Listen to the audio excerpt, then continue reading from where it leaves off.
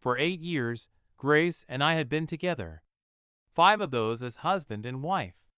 She was a registered nurse, working long shifts at the hospital. I was a systems analyst, working from home most days. Our schedules weren't easy, but we made it work. We had spent 3 years trying for a baby, 3 years of negative tests, of late night talks about IVF, of holding her while she cried, whispering promises that we'd figure it out together. All of it was a lie, and I found out by accident. It started when I left work early, sick with a fever. I texted Grace, "Feeling awful. Coming home early. Got any meds?" Her response came immediately.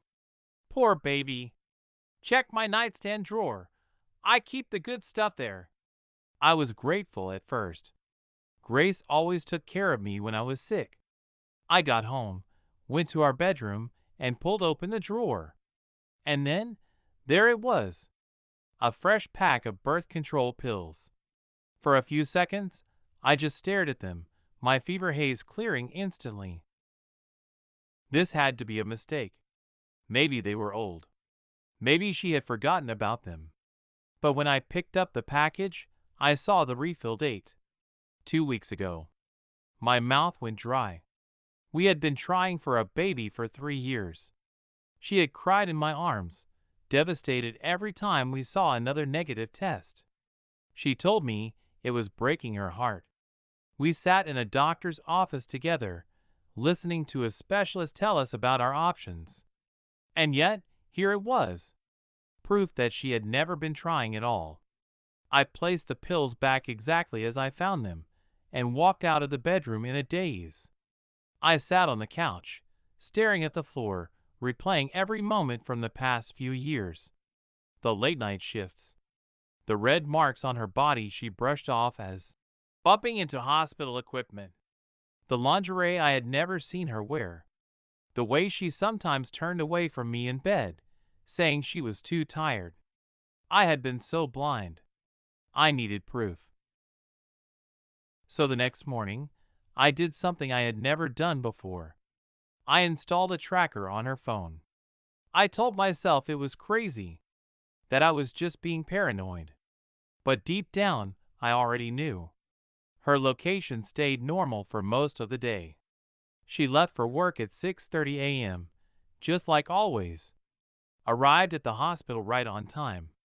Nothing unusual. Until her shift ended. Instead of heading home, her location didn't move. Not to the parking lot. Not to the cafeteria. She stayed inside the hospital. On the 3rd floor. A restricted floor used for administrative offices and senior staff break rooms. I clenched my jaw. She had told me she was picking up an extra shift to help out. But if that was true, why wasn't she on the floor with the other nurses? That night, I told her I had a work dinner. She smiled, kissed me, told me to have fun. And when she left for her shift the next morning, I followed her. She didn't notice my car. Didn't notice how carefully I stayed behind, waiting, watching. She went inside.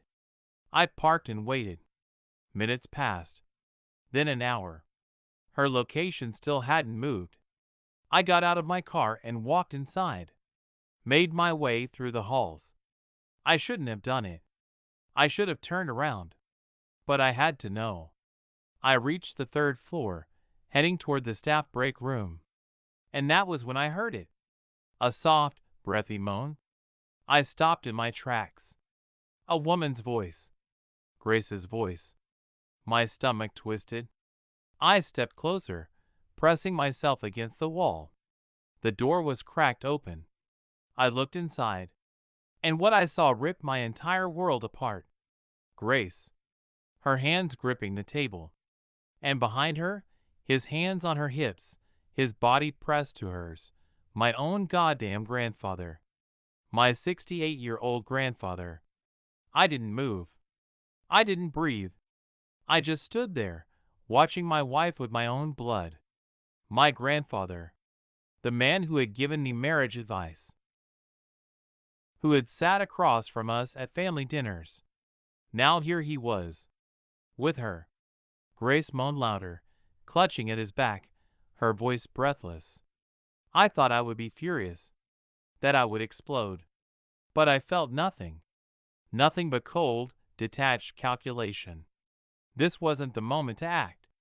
This was the moment to plan. I took a slow step back, turned, and walked away. I didn't go home. I didn't call her. I drove straight to a bar, sat down, and pulled out my phone. I needed a lawyer. I sat at the bar, staring at my drink, my fingers absently running along the rim of the glass. The noise of the place, the low hum of conversation, the occasional burst of laughter, felt distant, like I was listening to it from underwater. In my head, I kept replaying what I had seen. Grace, my grandfather, the two people in my life who should have been the furthest from this kind of betrayal. I clenched my fist around my glass, my jaw tightening. I had spent years picturing my future with Grace. A house full of kids, lazy Sunday mornings in bed, growing old together. She had destroyed all of that. And worse, she hadn't just betrayed me, she had chosen him. A man 3 times her age. My own blood. I took a slow, deep breath. This wasn't about rage. This wasn't about emotion. This was about destruction. And if they thought they were going to walk away from this unscathed, they were dead wrong. The first thing I did was contact a divorce lawyer. I told him I needed everything done fast, quiet, and airtight. No messy court battles. Grace would get nothing. "Do you have any evidence of the infidelity?" he asked. I smiled coldly. "Oh," I said, "I'll have plenty soon." The next few days were painstaking. I followed every move Grace made, tracking her phone, logging her location. She had a routine. After her shift, she would meet my grandfather in the same break room. 2 to 3 times a week. She thought she was being careful. She thought no one would catch her. She had no idea I was watching her every move. I needed proof, so I set up hidden cameras. It wasn't hard. The hospital break room had a ceiling vent. I installed a small, nearly invisible camera inside it, giving me a perfect view of the room. I was sick to my stomach setting it up. Sicker when I watched the footage later that night. Grace wasn't just cheating on me. She was giggling, whispering, moaning his name. She was completely at ease with him, like they had been doing this for a long time. I sat in front of my laptop, the video playing, and felt something in me go numb. This wasn't a mistake. This wasn't a drunken one-night lapse in judgment. This was a full-blown affair. She had been choosing him over me for months. And she had been lying to my face every single day. I closed my laptop. I had seen enough. It was time to act. The next morning, I went to the bank and withdrew half of our joint savings. I called our credit card company and canceled all shared accounts. I transferred my paycheck into a separate account in my name only. By noon, Grace had nothing, and she didn't even know it yet. I packed my belongings in a single day. Every piece of clothing, every personal item, gone. I left the house exactly how she had left our marriage. Empty. Cold. Abandoned. Before walking out the door for the last time, I said one thing on the kitchen table. A single black rose. And a handwritten letter. Grace, you betrayed me in the most disgusting way possible. You've been lying to me for years, pretending to try for a baby while secretly ensuring it would never happen. But the worst part? The man you chose to betray me with. My own blood. My own family. You've destroyed everything. I've already filed for divorce. You'll find your accounts empty and your cards canceled. Oh, and you might want to prepare yourself, because everyone will soon know exactly what you are. I hope it was worth it. John, then, I walked away. And I never looked back. That night, While Grace was still at work, the divorce papers were delivered to our house. She didn't even see them until she got home. I wasn't there to see her reaction, but I heard about it because she had a full-blown meltdown in the hospital parking lot. She called me, screaming, crying, demanding to know why I was doing this.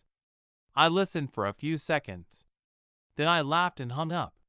She wasn't worth my words. Not anymore. Grace was unraveling.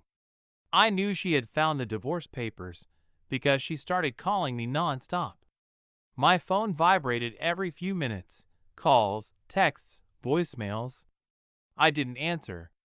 I let her scream into the void. Because I wasn't finished yet. I had already taken my money, canceled our credit cards, and left her with nothing. But this wasn't just about divorce. This was about ruining her. And my grandfather? He wasn't getting away with this either. The first step was making sure everyone knew the truth. I started with our families. I sent a group message to both sides, attaching the video evidence from the hospital break room. John, I'm officially divorcing Grace. This is why. Watch at your own risk. I sent it. Then I put my phone on silent and let the wildfire spread. Minutes later, my mom called. I answered, waiting. There was nothing but stunned silence for a few seconds. Then, "Oh my God!" She sounded like she was going to be sick. "Yeah," I said flatly. "I know." A sharp inhale. Then rage. "I'm going to kill him." She wasn't talking about Grace. She was talking about her father. My grandfather. She hung up before I could respond. Meanwhile, Grace was losing her mind. After I ignored her calls, she started messaging my friends, co-workers, even my boss. Trying to play the victim. Trying to turn people against me. But she had underestimated me. Because I had already sent the evidence to every single one of them. When she tried crying to our mutual friends, they responded with, "You're disgusting. Stay away from me. What the hell is wrong with you?" She had no allies left. Her entire social circle collapsed in a single night. Then, I moved to the nuclear phase.